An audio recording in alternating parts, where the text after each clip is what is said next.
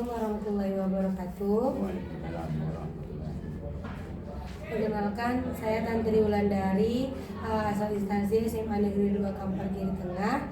Di sini saya merupakan mahasiswa PPG Daljab tahun 2023 angkatan 1 di LPTK Universitas Katolik Widya Mandala Surabaya. Dan di depan saya sudah ada kepala sekolah saya, nama Bapak Aslim SPD. Di sini saya akan bertanya mengenai siswa atau guru di SMA Negeri 2 Kampar Kiri Tengah. Baik Pak, di sini Tantri ingin bertanya tentang beberapa masalah yang ditemui di SMA Negeri 2 Kampar Kiri Tengah. Yang pertama itu ada jenis permasalahannya itu ada pedagogik, literasi, dan numerasi. Nah, kira-kira menurut Bapak masalah apa yang ada di sekolah ini? Jadi sebenarnya Assalamualaikum warahmatullahi wabarakatuh. Ini penyebab kenapa sekolah ini kurangnya literasi di SMA 2 Kampar Kiri Tengah. Penyebabnya tidak lain adalah prasarana di sekolah ini belum cukup mengenai kapasitasnya. Boleh dikatakan sekolah yang baru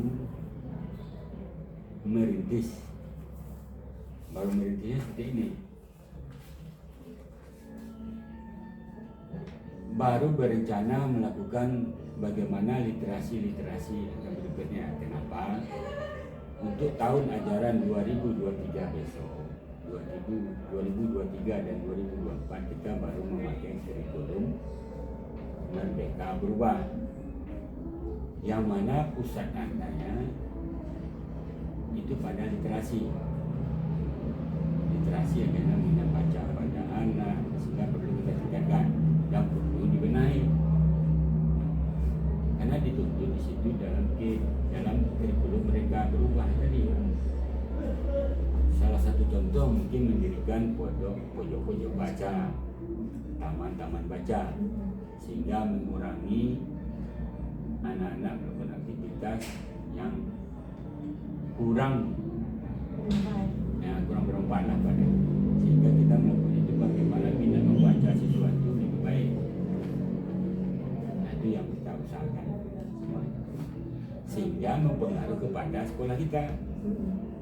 Bisa jadi dengan akreditasi B sekarang ini, untuk tahun berikutnya bisa akreditasi yang bagus.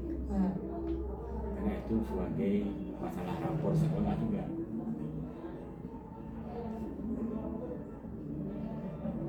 Berarti intinya di minat baca yang kurang ya Pak, karena salah satu penyebabnya adalah prasarana yang belum memadai. Oke, baik Pak, terima kasih. Selanjutnya tentang di sini ada kesulitan belajar siswa, termasuk siswa berkebutuhan khusus dan masalah pembelajaran berdiferensiasi di kelas berdasarkan pengalaman. Berarti kan kalau di sekolah kita ini bisa dikatakan tidak ada siswa yang berkebutuhan khusus, cuman ada yang mungkin sebagian siswa yang pencernaannya yang lambat untuk memahami apa yang disampaikan oleh guru. Jadi menurut Bapak, apa yang harus kita lakukan untuk mengatasi masalah itu? Jadi pertama harus kita baca adalah penyebabnya adalah melakukan istilahnya melakukan pembaruan di segi buku-buku dan internet di sekolah ini, karena sekolah kita ini jauh dari perkotaan. Salah satu penyebabnya itu, sehingga anak-anak siswa kita ini kurangnya tadi karena di tidak keperbedaan sekolah menyediakan sarana dan prasarana tersebut. Jadi internet apa adanya yang terdapat, tidak bisa anak mengakses. Yang kedua, ditambah lagi buku-buku yang kurang. Jadi untuk tahun besok kita akan berusaha melengkapi berangsur-angsur melengkapi buku-buku dari tadi. Dan salah satu masalah menambah mungkin internet kita sehingga ini akses anak. Berarti ya intinya masih di sarana prasarana yang kurang memadai karena sekolah kita jauh dari kota. Jadi untuk siswa di sini juga bisa karena pengaruh lingkungan tibanya ya Pak. Jadi kan di sekolah di daerah di kampung ini kan kurang juga terlalu banyak hal-hal misalnya gadget gitu misalnya. Banyak hal-hal yang membuat siswa itu tidak berfokus kepada pelajaran. Terutama dia pengaruh pada karena pergaulan dia pergaulan di lingkungan tadi apalagi di daerah saja lingkungannya. Pak, selanjutnya yang permasalahan yang terdapat di sini adalah membangun relasi atau hubungan dengan siswa dan orang tua. Bagaimana menurut Bapak tuh Pak? Jadi kita di sekolah, bagaimana sekolah ini bisa maju, kita harus membangun bersatu dengan masyarakat, dengan orang tua. Jadi sehingga kita tidak ketinggalan ilmu pengetahuan dan ilmu anak-anak pun bertambah. Di samping di antar sekolah kita sering membawa anak-anak ini ke luar. Salah satu contoh mungkin meninjau ke sekolah-sekolah yang sudah maju di kota. Seperti apa anak kota ini belajar sih? Kalau untuk dengan orang tuanya berarti kan sudah kita lakukan ya Pak, misalnya dengan siswa yang bermasalah di sekolahnya kita sudah melakukan pemanggilan orang tua gitu. Kalau itu jawab istilahnya, kalau itu kan ada bukan sekolah-sekolah yang harus ada wakil guru, wali kelas Pak. Jawabnya secara umum. Secara umum.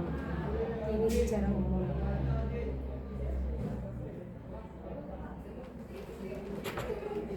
Selanjutnya Pak, tentang pemahaman atau pemanfaatan model-model pembelajaran inovatif berdasarkan karakteristik materi dan siswa.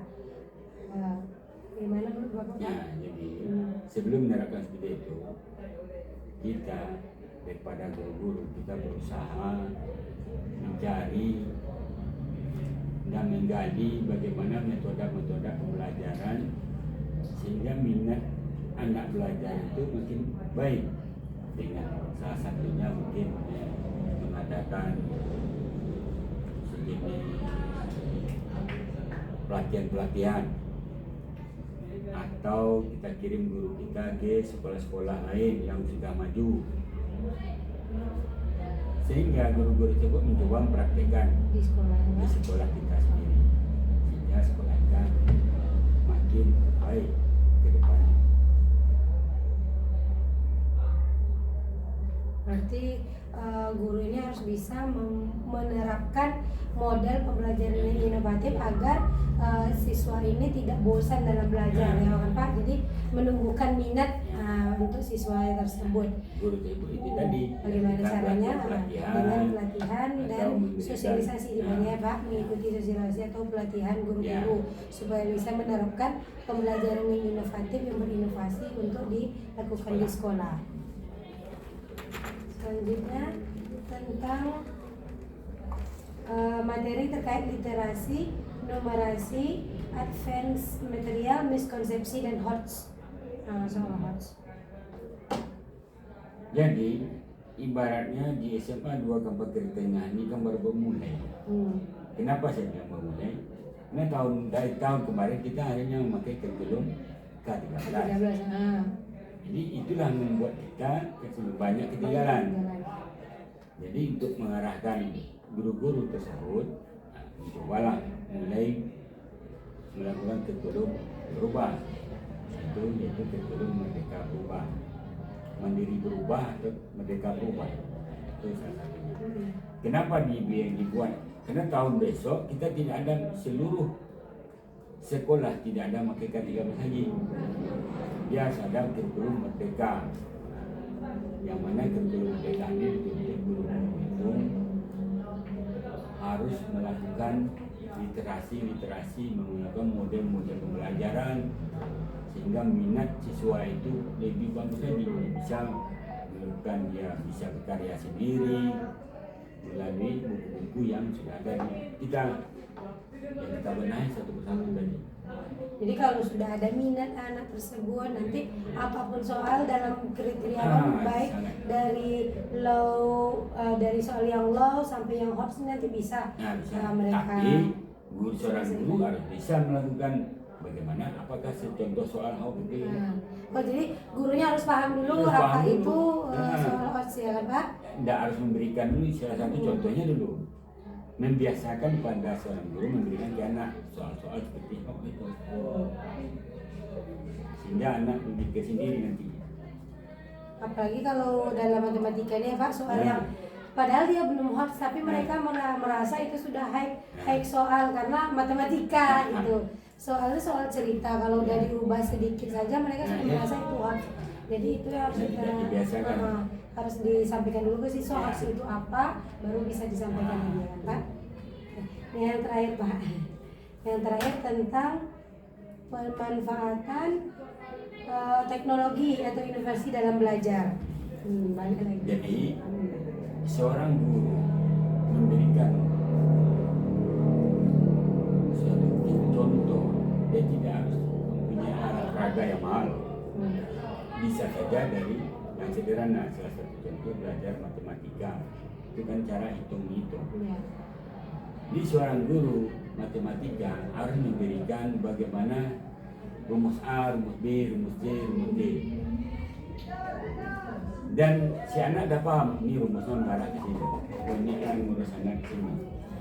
Jadi hitung-hitungan jangan sampai lupa cara memberikan alat peraga seperti apa. Bisa saja menggunakan alat-alat kayu, atau sini membuat kertas buku atau apa. Nah, itu. Mungkin yang di sini yang sudah terlihat itu ada kerangka kumpul, ada cuman pemanfaatannya kurang lebih lagi ya Pak. Berarti tidak hanya kita memiliki alat peraganya, tapi harus juga dilaksanakan. Nah, gitu. Begitu juga dengan IT. Kalau IT mungkin sudah menggunakan semacam fokus apa? Guru sudah menguasai IT. Si anak tak bisa. Itu salah satu penyebab juga kesusahan pada guru. Kenapa tadi? Karena fasilitas. Tidak memadai. Karena fasilitas sekolah, guru kita harus punya ruang atau sini belajar matematika atau ya kayak fisika, dia punya labor fisika, biologi sudah punya, bahasa belum kita punya, karena suasana di sekolah kita ini masih tempatnya membangun. Ini sarana prasarana perlu kita benahi. Salah satu matematika tadi banyak rumusnya. Itu pelajaran yang sangat menjenuhkan kalau punya fokus pada buku. Yes. Sampai dikatakan bahwa matematika itu adalah momok bagi siswa. Berarti dari keseluruhan tadi dapat tarik kesimpulannya bahwa dalam beberapa jenis permasalahan itu hampir sama. Berarti yang pertama itu permasalahannya timbul karena kurang minat belajar dari siswa karena beberapa faktor, misalnya sarana prasarana kita tidak memadai untuk memberikan fasilitas untuk siswa dalam belajar, baik menggunakan IT, alat peraga maupun dalam literasi tersebut memiliki pojok baca. Oke Pak, mungkin itu yang dapat Tante sampaikan. Terima kasih atas waktunya. Sekali lagi terima kasih. Saya akhiri. Assalamualaikum warahmatullahi wabarakatuh. Waalaikumsalam warahmatullahi wabarakatuh.